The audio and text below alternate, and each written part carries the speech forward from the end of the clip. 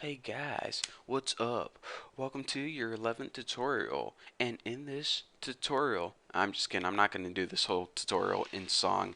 Maybe another tutorial, but I'm not really in the mood this time. So, anyways, in this tutorial, what I'm going to be teaching you guys is how to use functions that require multiple parameters. So, let me give you guys a quick example of a function that might require multiple parameters. If you were making a calculator and you wanted the user to enter two numbers, well, it doesn't exactly know what those numbers are yet, so we go ahead and we use these numbers as parameters in functions. So as you can see, instead of just a single piece of information, it might need two numbers or 8 numbers or 20 numbers. So in order to use multiple parameters in a single function, let me show you guys how to do that. So let's go ahead and make that program right now that just goes and adds two numbers together. Well, we can't use void because right now it is making a calculation. It's going to calculate two numbers, find the sum of them, and return to us the answer. So let's go ahead and say, all right, since what you're going to be returning to us is an integer, go ahead and type int. And now what am I going to name my function? Add numbers. Simple, easy, pretty clear. So now we go ahead and make our parameter list and body list. Here's what I do before I add in my parameters. I don't know why, but I just do it. So what we want to do is we already know that we can use one parameter by setting the data type and giving it a variable name such as int x. Well, we know that this function is going to need two numbers. We already did one, so how do we say we want to use another number as well? Well, anytime you use more than one parameter, you have to separate it with a comma, and then you give it another piece of information that it's going to need. So it's going to need two numbers. One is going to be called x, and one is going to be called y. So let's go ahead and now we have a function that takes two extra pieces of information. So we're going to be giving it two integers, x and y. So now let's go ahead and use those numbers somehow. So what we're going to be doing is, let's go ahead and make another variable called answer, and this is just equal to the values of x plus y. So say that the user passed in two numbers, 5 and 6. Well, what we're going to do now is say, alright, 5 equals x, 6 equals y, so answer equals 11.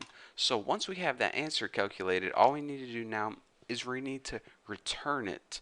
And this pretty much means give it back. So in order to return anything, you just go ahead and write return and then what you want to return. Well, just return the answer.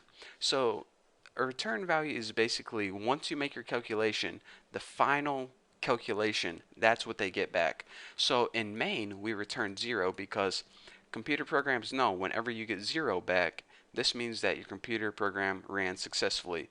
Well, for this one, we want to return the answer because that means that we calculated the answer, so that's what we're going to return back. So now, when we're using our function, we can just go ahead and print out that value using cout, and then go ahead and write add numbers, and then go ahead and write whatever numbers you want to add. And just like before, whenever we were creating our function, we had to separate these variables with a comma. Whenever we're using this function later on in our main program, we separate the values we're passing it in with a comma as well. So 43 is going to be equal to x, and 86 is going to be equal to y. So let's go ahead and build and run this and check it out. 129. Pretty cool, huh? So what happened is this. We said, alright, we want to print out the return value of this right here. So we can't just go ahead and do this because this is going to go ahead and calculate it, but it's not going to print anything out on the screen. So it actually made that calculation, but nothing's printing out. So in order to print that out, that's why we need that cout to print out the return value of this. So anyways, what we did is we said this. Alright, we want to use this add numbers function right here, but it needs two integers in order to work. It needs an x and a y. So we said, alright, you want two integers? You got it.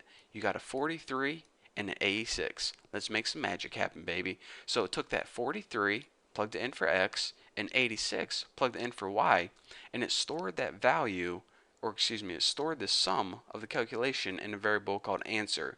And the answer was like, I don't know what it was, but it took that answer and it returned it back to you. So it says, all right, this is basically equal to 129. So this right here is pretty much just a different way of saying 129, so I'm going to print out 129. And that is how you use functions with multiple parameters. For example, if you wanted to add four numbers together, it would be the same thing. Int x, int y, int a, int b, and then you just go ahead and use those values just like before. So plus a plus b, and then later on when you needed more information, 32, 43. Again, why I'm doing this, I just want to show you guys that you're not only limited to two parameters, you can have as many parameters as you want. You just have to remember to separate them all with a comma. So whether it's 2, 3, or 100, remember to separate them all with a comma in here, and also when you're actually using the function out here. So now you understand the basics of what a function is and how to use multiple parameters, single parameters. You're pretty much a pro with functions now. So once you understand this, you're ready to move on to my next tutorial. So thank you guys for watching. Don't forget to subscribe, and I'll see you guys later.